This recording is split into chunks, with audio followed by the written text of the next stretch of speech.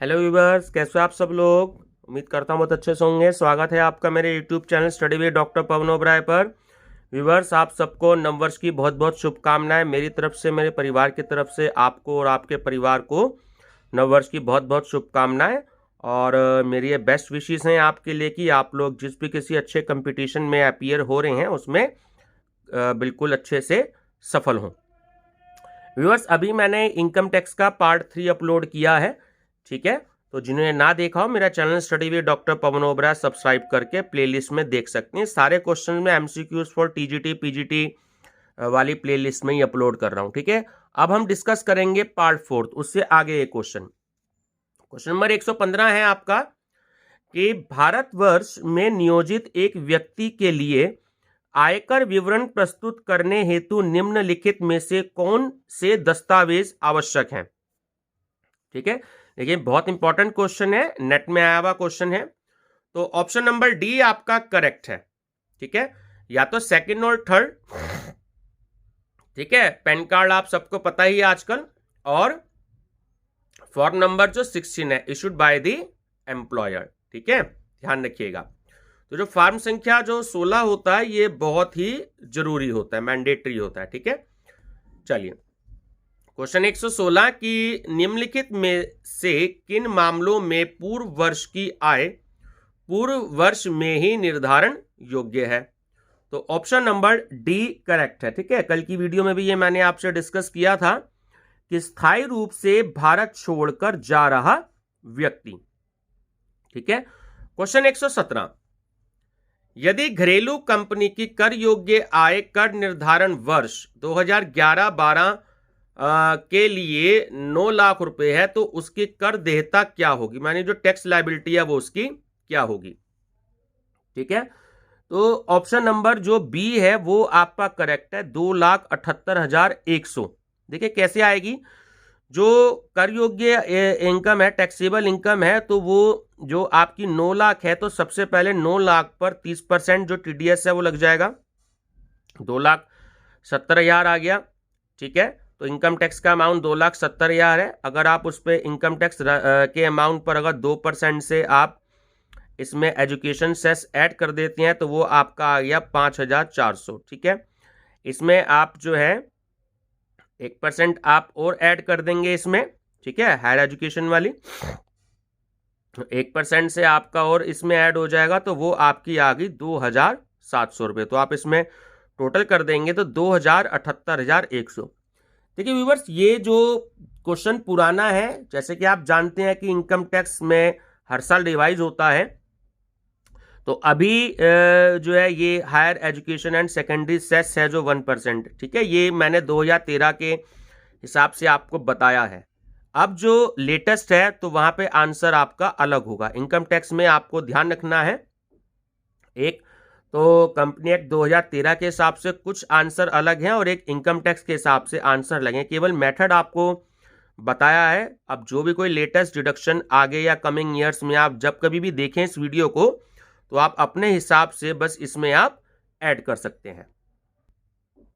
Question 118 कि आय के अन्य स्रोतों की गणना करने पर निम्नलिखित में से व्यय अस्वीकार्य हैं। तो ऑप्शन नंबर आपका ए इसमें करेक्ट है कि कर दायित्वों को चुकाने के लिए हुए उधार पर ब्याज का भुगतान। क्वेश्चन 119, एक व्यक्ति की आय उसके संरक्षण की कर योग्य आय में जुड़ जाएगी। बहुत इंपॉर्टेंट क्वेश्चन है। तो ऑप्शन नंबर ए करेक्ट है कि यदि उसकी आय 1,500 रुपए से अधिक हो, ठीक है। देखिए व्यूअर्स, मैं 1500, 1400, 1100, 1200 नहीं बोलता। आपने अक्सर देखा होगा मेरी वीडियो में, क्योंकि 1200, 1500, 1700, 1800 ऐसी कोई टर्मिनोलॉजी होती भी नहीं है, किसी किताब में आपको नहीं मिलेगी। ये हम गलत बोलते हैं। 2100 लेकिन हम बोलेंगे 2100, ठीक है। 2200 होती है, हम बोलेंगे 2200। ये टर्मिनोलॉजी, मेरा सजेशन है कि आप इसको करेक्ट करें। अगर आप बैंक में भी चेक लेकर के जाएंगे या आप जो है उसमें विड्रॉल फॉर्म से अगर पैसा आप निकालेंगे, अगर आपको 2,100 रुपये निकालने हैं तो 2,100 रुपये ही आपको निकलने पड़ेंगे, वहां पर 2,100 रुपये नहीं चलेंगे, वो गलत है। तो 2100 सही टर्मिनोलॉजी है, 1700 सही टर्मिनोलॉजी है, 1900 सही टर्मिनोलॉजी है। तो टर्मिनोलॉजी ठीक करें और दूसरों को भी बताएं। ऐसी किसी भी मैथमेटिक्स की किताब में 2100, 2200, 2300 वाली टर्मिनोलॉजी नहीं पढ़ने को मिलेगी आपको, ठीक है। चलिए, क्वेश्चन नंबर है आपका 120। चाय के उत्पादन एवं विक्रय में सम्मिलित प्रतिशत कृषि आय माना जाता है। तो ऑप्शन नंबर सी आपका करेक्ट है कि 60%। चाय के उत्पादन और विक्रय से प्राप्त जो कुल आय है, तो उस पर कुल आय का 60% भाग कृषि आय का और 40% जो होता है वो गैर आय के अंतर्गत शामिल किया जाता है। ऑप्शन सी करेक्ट है, ठीक है। क्वेश्चन आपका 121। यदि महिला करदाता की कृषि आय 8,000 रुपये है, उसकी कृषि आय उसके कुल आय में जोड़ी जाएगी यदि कुल आय निम्नलिखित से अधिक हो, ठीक है।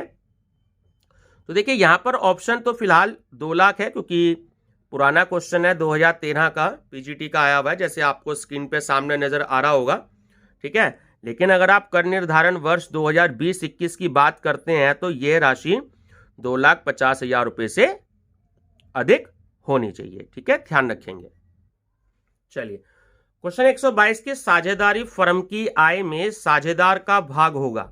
ऑप्शन सी पूर्णतया कर मुक्त, ठीक है। साझेदारी फर्म की जो आय होती है उसमें साझेदार का प्राप्त लाभ का हिस्सा जो है वो पूरी तरीके से एग्जम्प्ट होता है, क्योंकि साझेदारी फर्म की आय पर पहले ही कर का भुगतान कर दिया जाता है, ठीक है।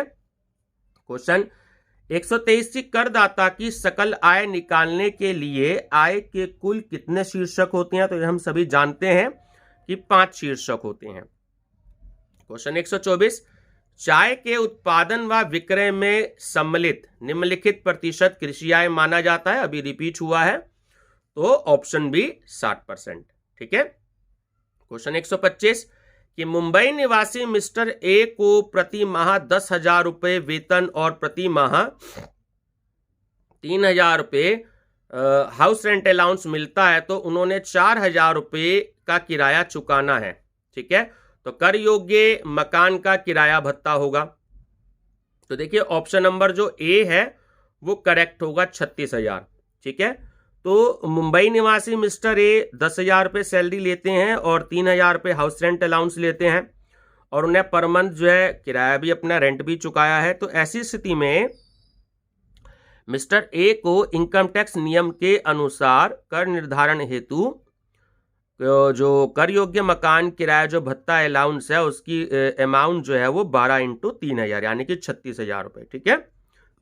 चलिए नेक्स्ट टॉपिक है हमारा इसमें टॉपिक नंबर 5।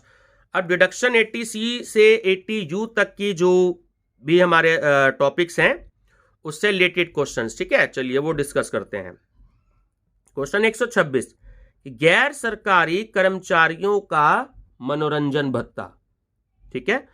देखिए जो गैर सरकारी कर्मचारियों का जो मनोरंजन भत्ता होता है, तो इसमें आपका ऑप्शन नंबर बी करेक्ट है कि फुल्ली टैक्सेबल, पूर्णतः कर योग्य होता है, ठीक है। जैसे देखिए आप ध्यान दीजिए, जो भी कोई सरकारी कर्मचारी होते हैं, गवर्नमेंट एम्प्लॉय होते हैं, तो उनकी सैलरी जिसमें अलाउंसेस, ठीक है, प्रॉफिट शामिल ना हो तो उनका 1/5 हिस्सा या 5,000 है, जो दोनों में कम हो वो कर मुक्त होता है। पर यदि यह लाभ गैर सरकारी कर्मचारियों के लिए पूर्णतः कर योग्य होता है, तो सरकारी कर्मचारी धारा 16 के अंतर्गत कटौती की मांग कर सकते हैं। तो धारा 16 भी आपको यहां याद रखना है। क्वेश्चन 127 की सही विकल्प हमें बताना है, ठीक है। सीधे देखिए मैं आपको विकल्प की तरफ आता हूं, तो ऑप्शन नंबर जो बी है आपका करेक्ट है इसमें कि व्यक्ति सरकारी सेवक हो या निजी, यह 800 रुपये प्रति माह की दर से कर मुक्त होता है, ठीक है। देखिए नीचे एक्सप्लेनेशन भी दे रखी है कि व्यक्ति सेवक सरकारी सेवक होता है या निजी, आयकर अधिनियम की धारा 10-14 के तहत वाहन भत्ता 1,600 प्रति माह पर निश्चित किया गया है, ठीक है। और यह 19,200 प्रति वर्ष भी कहा जा सकता है। तो वर्ष 2015 अप्रैल के पहले यह राशि 800 रुपये प्रति माह या 9,600 रुपये प्रति वर्ष थी। ठीक है, आप देखिए इसको लेटेस्ट जो हमारा जो भी कोई नया इस समय 2021 चल रहा है तो आप उसके हिसाब से तैयार कर सकते हैं, क्योंकि मैं आपको फिलहाल जिस ईयर में क्वेश्चन आए हुए हैं उसी के हिसाब से बता रहा हूं और कुछ चीजें मैं आपको लेटेस्ट के हिसाब से ही बता रहा हूं। ठीक है ना, लेकिन आपको हमेशा ध्यान रखना है कि इनकम टैक्स जो है वो लेटेस्ट जो आपका असेसमेंट ईयर है उसके हिसाब से ही आपको चलना है। क्वेश्चन 128 कि आयकर अधिनियम की धारा डैश के अंतर्गत कुछ दान जीटीआई से कर योग्य होते हैं। ठीक है, तो देखिए जो आपका ऑप्शन नंबर इसमें ए करेक्ट है ना, 80G। ये आपको पता होना चाहिए कि आयकर अधिनियम जो 1961 है उसकी धारा 80G के अधीन जो कुछ डोनेशंस होती हैं जीटीआई से कटौती योग्य होती हैं, और ये दान जो होता है कुछ राहत कोषों में अगर डोनेशन दिया जाए या कुछ चैरिटेबल संस्थाओं को अगर डोनेशन दिया जाता तो उनके संबंध में होते हैं, और कुछ डोनेशन ऐसे भी हैं जो नोटिफाइड इकाइयों को दिए गए हों, उनमें आप 100% तक की भी जो है वो डिडक्शन प्राप्त कर सकते हैं। क्वेश्चन 129 की आयकर अधिनियम की धारा 194B और 194BB के अंतर्गत लॉटरी या क्रॉस शब्द पहली आदि के संबंध में भुगतान पर @ कर कटौती दी जानी है। ठीक है, ध्यान रखिएगा, बहुत इंपॉर्टेंट है। ऑप्शन नंबर सी करेक्ट है, 30%। ठीक है, क्वेश्चन 130 की आयकर अधिनियम से संबंधित नियमों के अनुसार कोई भी संपत्ति जो पिछले वर्ष के दौरान प्राप्त की गई है और 50 दिन उपयोग के लिए रखी गई है के मूल्य ह्रास में फिल द ब्लैंक की कटौती की अनुमति दी जाएगी। तो ऑप्शन नंबर जो डी है इसमें बिल्कुल करेक्ट है। ठीक है, सामान्य मूल्य ह्रास का जो है वो 50%। ठीक है, ध्यान रखिएगा। तो अगर आप आयकर अधिनियम से संबंधित जो भी कोई नियम है उसके अनुसार अगर कोई भी संपत्ति जो पिछले वर्ष के दौरान प्राप्त की गई थी और 50 दिन उपयोग में रखी गई हो तो उसके मूल्य ह्रास में सामान्य मूल्य ह्रास का 50% ही डिडक्शन दी जाएगी, क्योंकि ये 180 दिन या उससे कम की स्थिति में होगी। यदि संपत्ति 180 दिन से ज़्यादा अगर हम उसको यूज करते हैं तो ये फुल्ली 100% डेप्रिसिएशन के लिए योग्य होगी। ठीक है, क्वेश्चन है आपका 131 कि आयकर अधिनियम के निम्न अनुभागों में से कौन सहित रॉयल्टी तकनीकी सेवाओं के लिए भारत से बाहर एक अप्रवासी को देय शुल्क से संबंधित है। ठीक है, तो इसमें आपका ऑप्शन नंबर जो ए है वो बिल्कुल करेक्ट है कि सेक्शन 40A और फर्स्ट। ठीक है, चलिए क्वेश्चन 132 कि स्वास्थ्य बीमा के लिए प्रीमियम के भुगतान की छूट प्राप्त करने के लिए आयकर अधिनियम की कौन सी धारा है? तो ऑप्शन बी करेक्ट है, धारा 80D। क्वेश्चन 133 कि आयकर अधिनियम की किस धारा के अंतर्गत हिंदू अविभाजित परिवार के सदस्य को प्राप्त राशि कर मुक्त होगी? तो ऑप्शन सी करेक्ट है, 10(2). ठीक है, क्वेश्चन 134 की बैंक बचत खाते पर ब्याज की राशि की छूट प्राप्त करने के लिए आयकर अधिनियम की कौन सी धारा है? ठीक है, तो ऑप्शन नंबर ए करेक्ट है, 80 TTA। और व्यूअर्स लास्ट क्वेश्चन है इस वीडियो का। ठीक है, ये आपका 135 है कि आयकर अधिनियम की धारा 24 जो है वो संबंधित है, किससे संबंधित है? तो आपका इसमें करेक्ट आंसर है ऑप्शन नंबर बी। ठीक है, मकान संपत्ति की आय में से कटौती। ठीक है, धारा जो 24 है। ठीक है, चलिए व्यूअर्स वीडियो पसंद आई तो लाइक शेयर सब्सक्राइब जरूर करिएगा। इससे आगे के क्वेश्चन जो है वो मैं अगले वीडियो में डिस्कस करूंगा। ठीक है, छोटी छोटी वीडियो इसलिए बना रहा हूं ताकि बहुत से लोगों की डिमांड ये रहती है कि वीडियो जो है वो ज़्यादा बड़ी हो जाती है, इसलिए छोटी छोटी वीडियो अवेलेबल करवाएं।